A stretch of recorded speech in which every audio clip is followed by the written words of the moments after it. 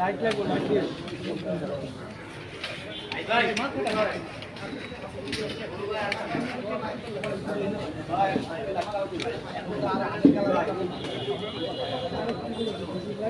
কি কইছে কালার ফাটাফাটি কালার আইছে কি কইতে দাও আগে দেখতে লাল ছিল ফাটাফাটি কালার আইছে না কম কমাই দিছি আমি যতই কমাই না কেন তাও লাল ছিল তুমি তো 41 ছিল লাল এখন তো কত আইছে এখন 52 ছিল লাল ক্যামেরা কি না 12 দিছি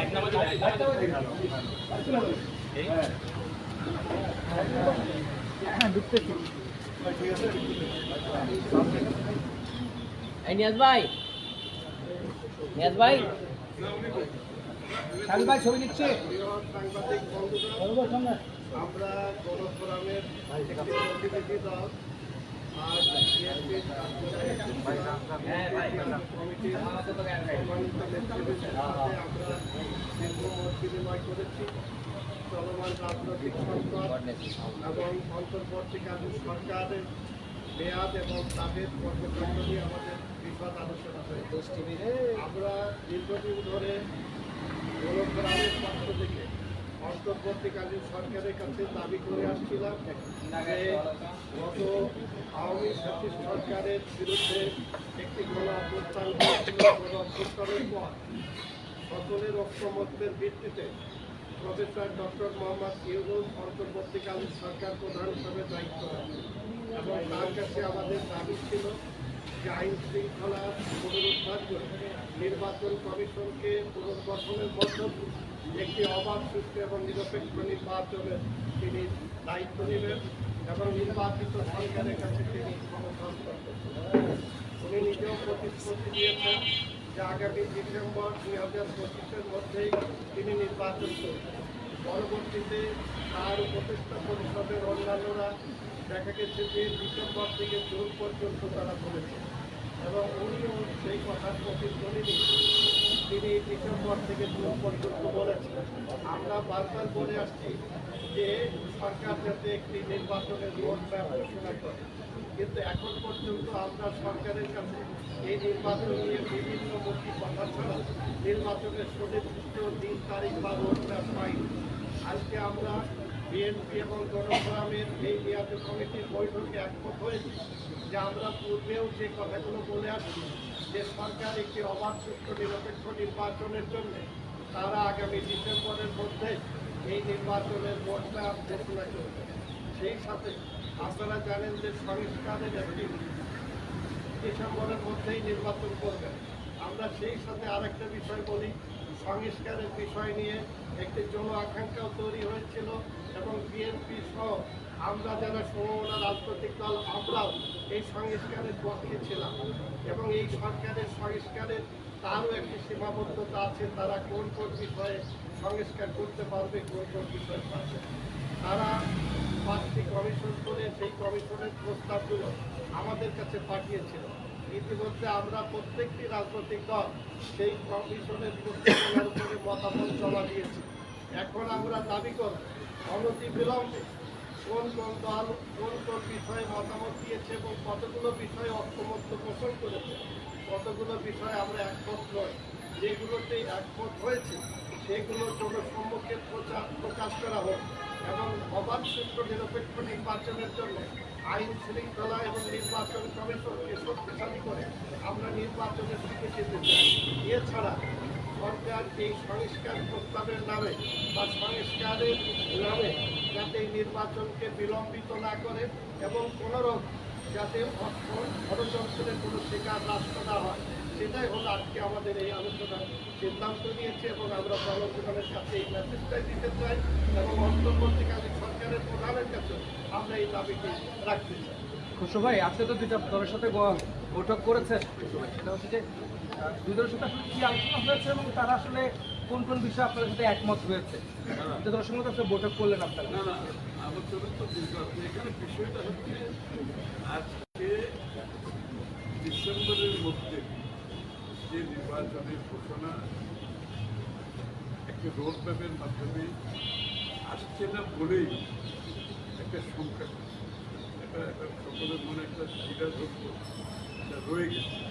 ওটাকে একটু পরিষ্কার করা বলা হচ্ছে সংস্কারের করে তারপরে নির্বাচনের দিকে বিষয়টা হচ্ছে সংস্কারের প্রস্তাব কিন্তু প্রত্যেকটি দল ইতিমধ্যে সরকারকে দিয়েছে।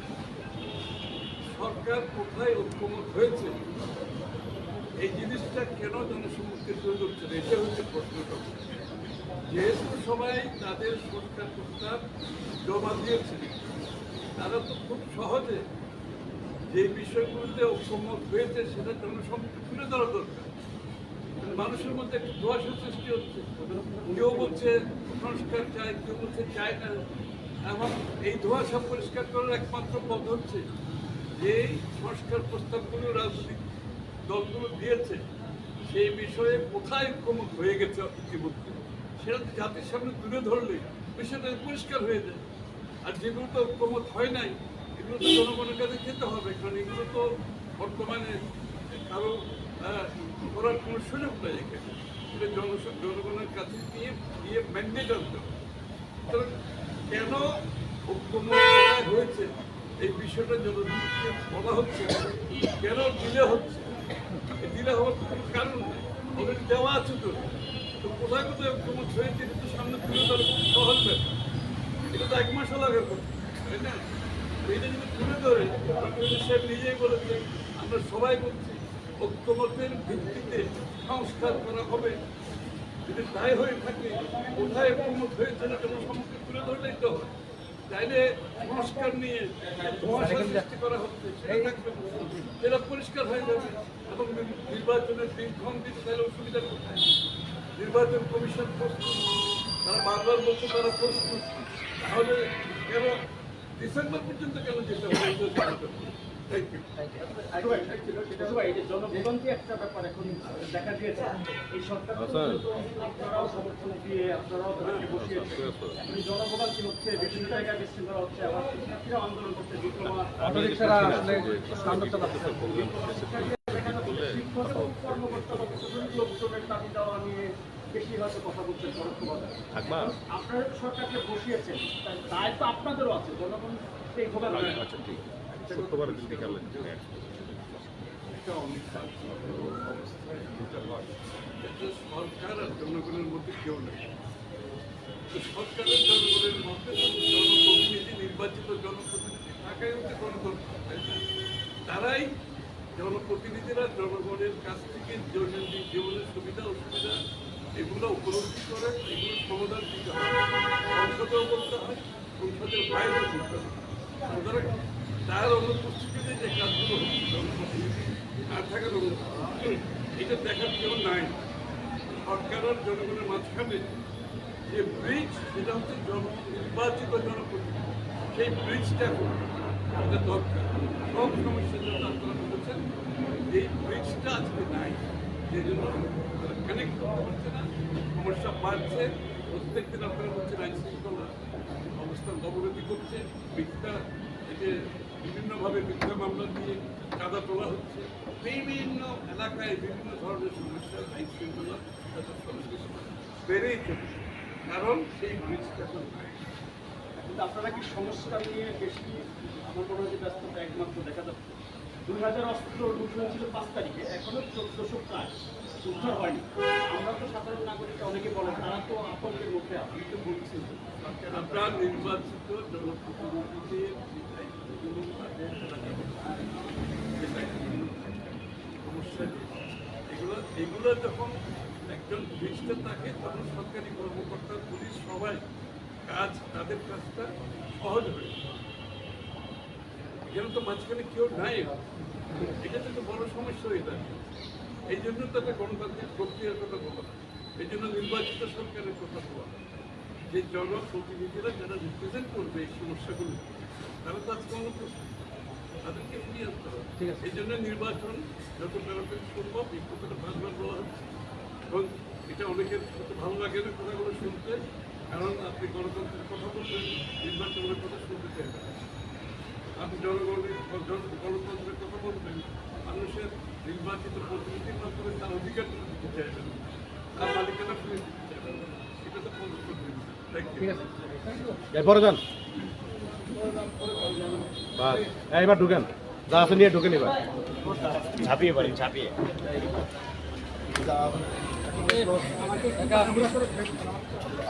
হ্যাঁ একটু বল টাইম কেন